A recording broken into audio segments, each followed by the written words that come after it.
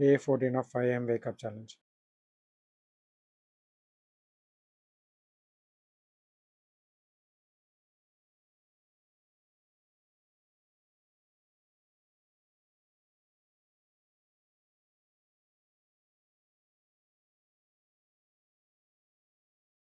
Just ఇప్పుడే breakfast complete చేసుకొని ఇంటికాడ నుంచి కాలేజ్కి స్టార్ట్ అవుతున్నా.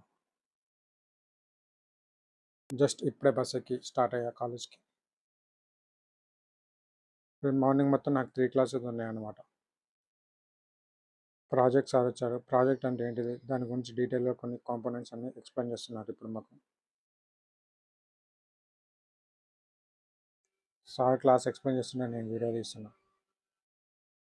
ఇప్పుడే క్లాస్ కంప్లీట్ అయిపోయింది, లంచ్ టైం అయింది, లంచ్ చేస్తున్నాం.